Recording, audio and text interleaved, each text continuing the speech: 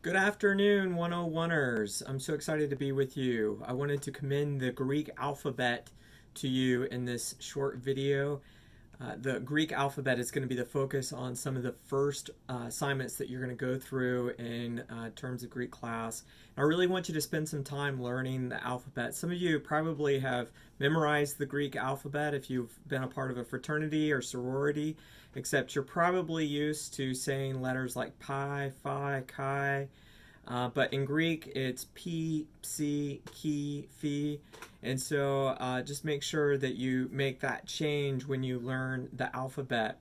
One of the most important reasons why it's key to learn the alphabet is to be able to pronounce Greek words.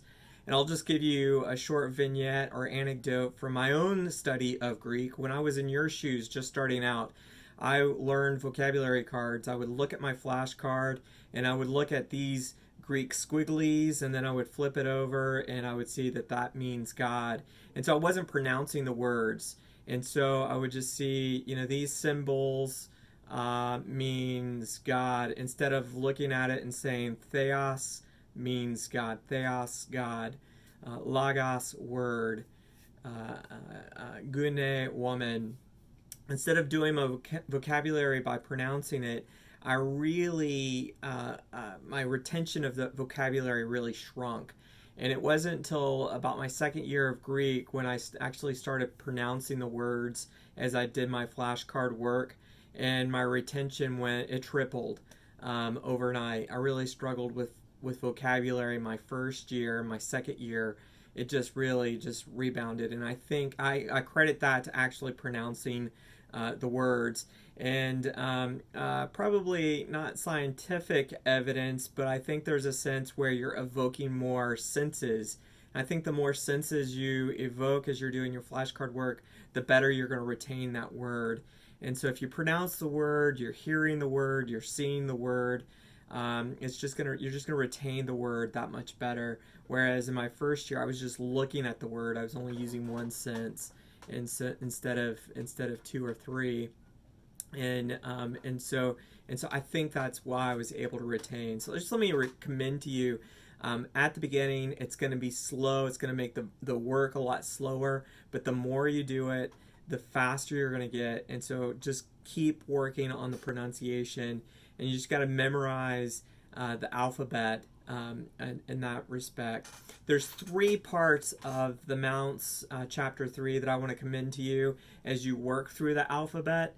Obviously, the alphabet itself, and you can find that in Mounts section 3.3. And so in chapter 3, section 3, you'll find the alphabet. Make sure that you memorize that. And then the workbook exercises, you're actually going to work on writing out the letters. The second thing that I really want you to pay attention to are what we call diphthongs.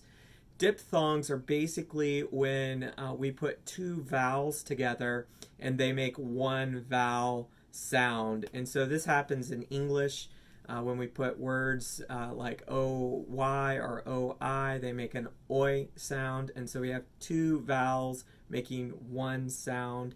And so the same thing happens in Greek. And so there's 8 diphthongs that Mounts gives us. You can find that in section 3.6. So make sure you know those diphthongs, that you can recognize those diphthongs, because being able to recognize those diphthongs, that's going to impact how you pronounce the words. And then the third thing I want to bring to your attention are breathing marks. And so in Greek, we have a rough breathing mark and a smooth breathing mark. And one thing that you might observe as you work through the alphabet, there's no H in Greek. And so the H sound is actually produced by what we call a rough breathing mark.